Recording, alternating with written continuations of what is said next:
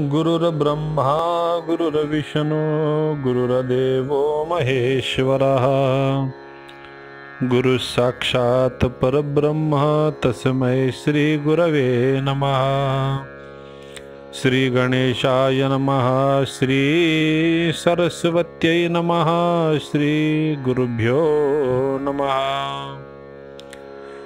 श्री गुरु नरसिंह सरस्वती स्वामी महाराज सायन देवासह मठामध्ये आलेल्या ब्राह्मणांना आणि भक्तांना भाद्रपद शुद्ध चतुर्दशीच्या दिवशी अनंत व्रताचा महिमा हे समजावून सांगू लागले।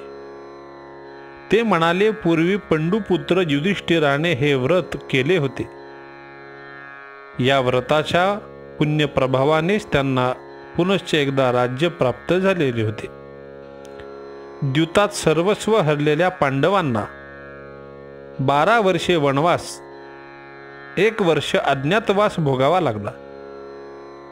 ते बंधू घोर अरण्यात राहत असताना कपटी कौरवांनी अनेक प्रकारे त्रास देऊन त्यांची सत्व परीक्षा घेतलेली होती आणि पांडवांचे कष्ट पाहून श्रीकृष्णाला दया आली आणि ते त्यांना भेटायला गेले। श्रीकृष्णाला पाहून पांडवांना अत्यानंद झाला। त्यांनी वंदन केले भगवंताला, भगवंताची स्तुती केली, त्यांचे उत्तम आदरातिथ्य केले आणि युधिष्ठिर म्हणाले, कृष्णा, तू तर भूमिभार उतरविण्यासाठी अवतार घेतला आहेस। भक्ताचा केवायर हे तुझे ब्रीद आहे। पांडव माझे प्राण आहेत हे तू जगाला सांगतोस, मग आमची उपेक्षा का करतोस देवा? आम्ही किती कष्टप्रद अवस्थेमध्ये आहोत।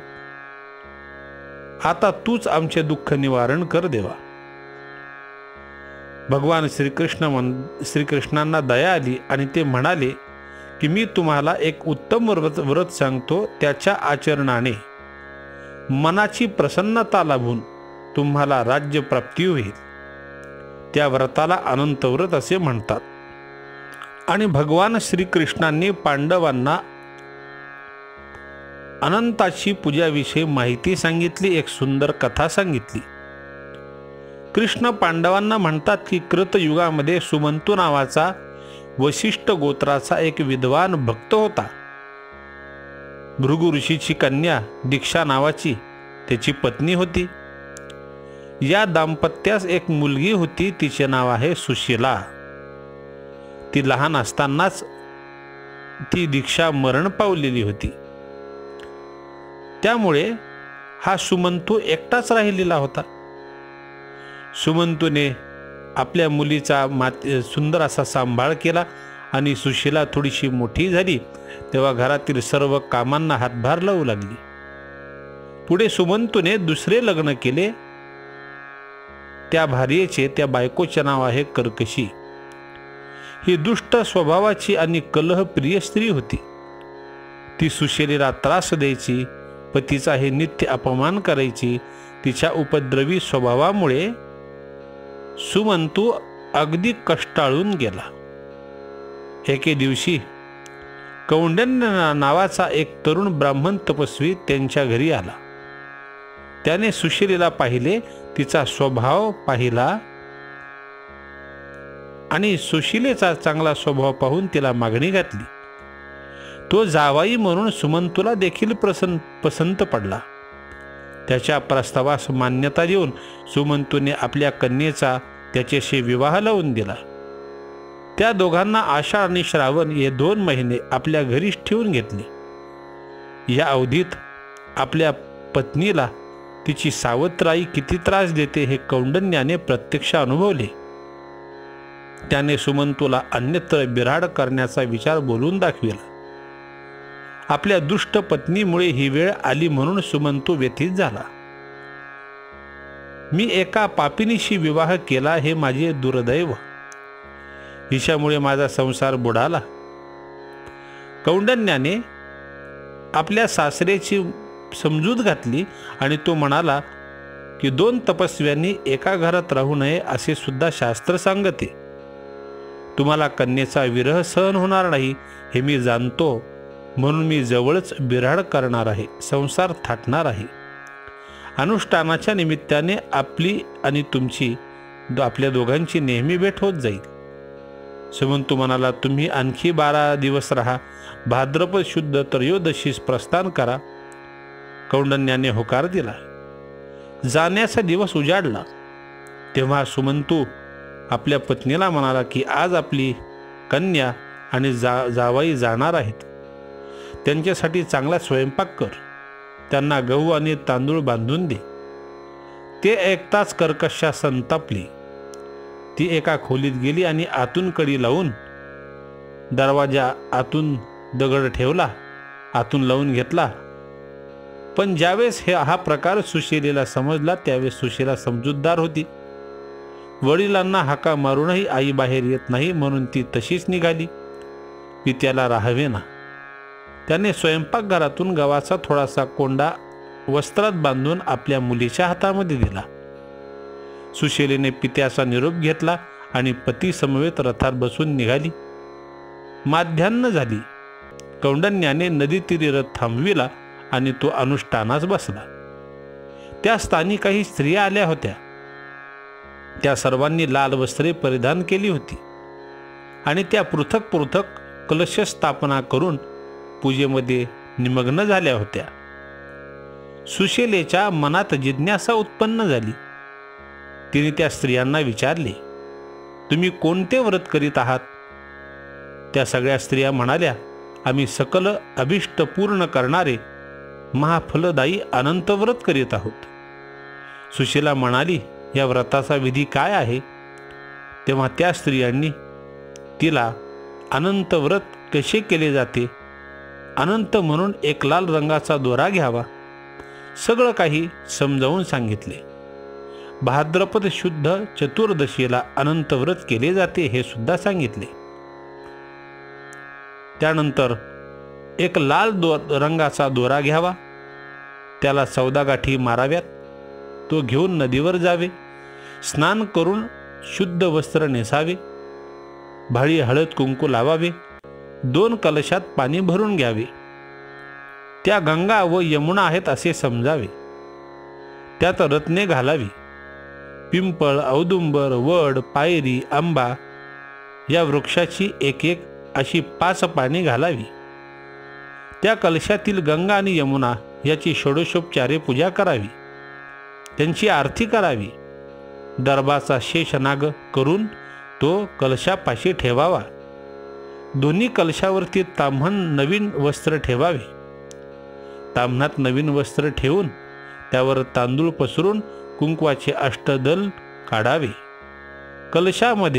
कलशापुढे 5 प्रकारच्या रंगांनी रांगोळ्या काढाव्यात, शंख पद्मादी आकृत्या काढाव्यात, शेषशायी विष्णूचे ध्यान करावे, 7 फण्यांच्या शेषावर विराजमान असणाऱ्या विष्णूची अर्थात अनंताची चतुर्भुज मूर्ती डोळ्यासमोर आणावी, त्यांच्या दोन्ही उजव्या हातात शंख व पद्म आहेत, या दोन्ही डाव्या हातात शंख चक्र गदा आहे, तो पिंगट रंगाचा आहे असे ध्यान करावे आणि अनंत गुणरत्नाय हा मंत्र म्हणून अनंत म्हणून कल्पिलेले लाल रंगाचे दोरे कलशावर ठेवावे, त्याची पुरुष सूक्त मंत्राने षोडोपचार पूजा करावी, गाईचे तूप आणि फळे याचा वाण आणि ब्राह्मणाला द्यावा, भोजनामध्ये अनारसे आणि खीर याचा समावेश असावा, अर्धे अन्न दक्षिणा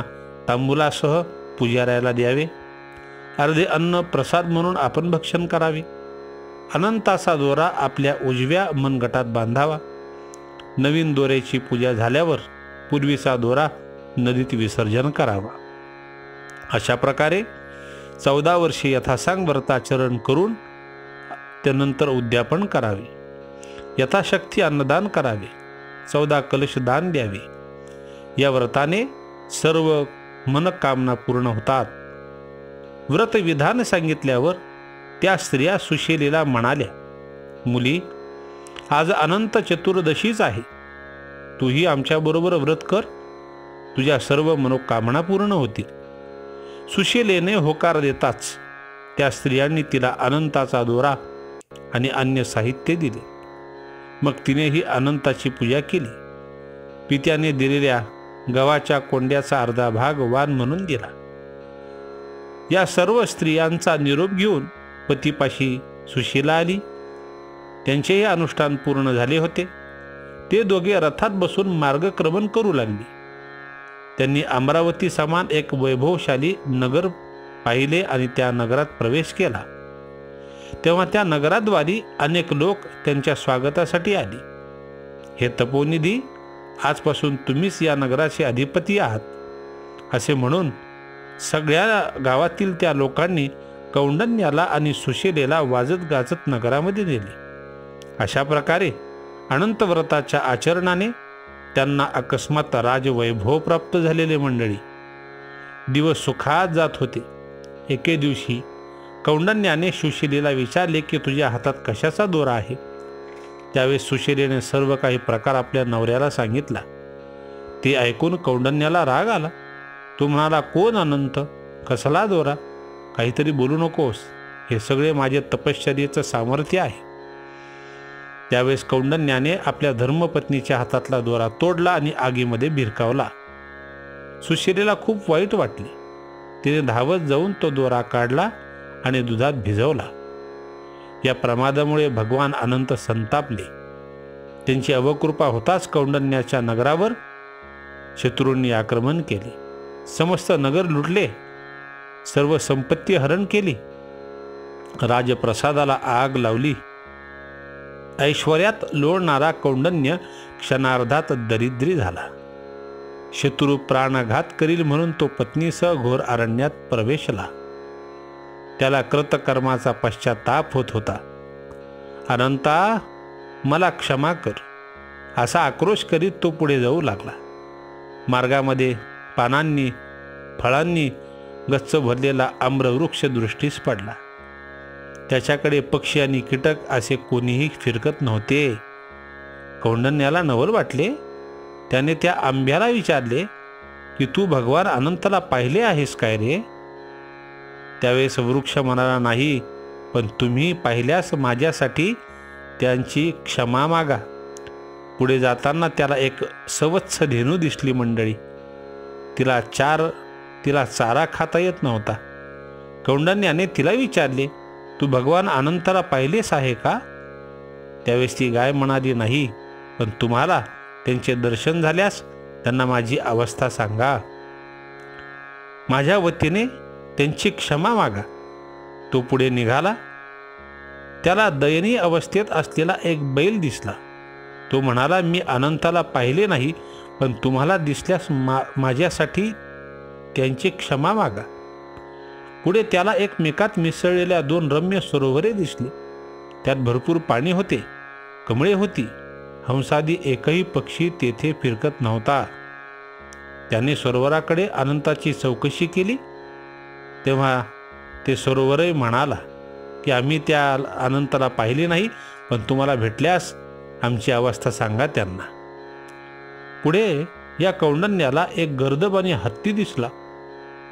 त्याने त्यांना अनंताविषयी विचारले असता त्यांनी मौनच धरले. भगवान अनंताच्या भेटीसाठी कौंडण्य अत्यंत व्याकुळ झाला मंडळी. त्याचा शोध लागत नाही म्हणून त्याला अनिवार्य दुःख झाले. कौंडण्याला तो अनंताचा आर्ततेने धावा करू लागला. शोकावेगाने धरणीवर कोसळला. त्याची अवस्था पाहून भगवान अनंताला दया आली आणि ते वृद्ध ब्राह्मणाच्या रूपात त्याच्यापाशी आले. मानी म्हणाले, उठ, मी तुला अनंताचे दर्शन घडवितो. ते ऐकताच कौंडण्याला हायसे वाटले. त्याने आणि ब्राह्मणाला त्या नमस्कार केला. त्यांच्या समवेत निघाला. सुशीला ही बरोबर आली. ब्राह्मणाने त्या दोघांना त्यांच्याच नगरात परत आणले. त्यावेळी आपले नगर पूर्वीपेक्षाही वैभवशाली झालेले पाहून कौंडण्यास मोठे आश्चर्य वाटले. ब्राह्मणाने त्याला प्रसादात नेले. त्याला रत्नखचित सिंहासनावरती बसवले. तेथे वृद्ध ब्राह्मणाने त्याला आपले निजरूप दाखविले. भगवान अनंताचे शंख चक्र गदा पद्मधारी असे महातेजस्वी रूप पाहून कौंडण्याचा देहभान हरपला. भानावर येताच त्याने श्री अनंताची अपार स्तुती केली. त्यांचा भक्तिभाव पाहून प्रसन्न झालेल्या अनंताने त्याला 3 वर दिले. तू धर्मशील होशील, तुझ्या घरात लक्ष्मी अखंड वास करील, तू वैकुंठात निरंतर वास करशील.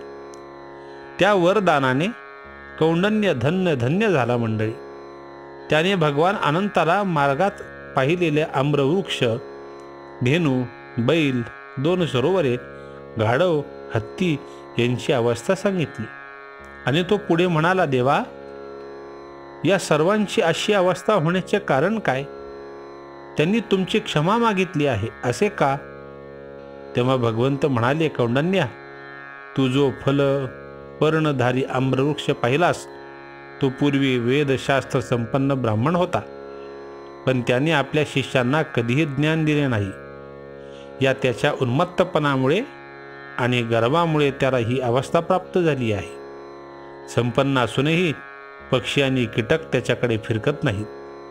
तू जी गाय पाहिली आहेस ना कौंडण्या, तिने पूर्वी मनुष्य जन्मात ब्राह्मणाला पडीक आणि नापीक जमीन दान दिली होती, म्हणून भोवताली हिरवे गवत असूनही तिला ते खाता येत नाही.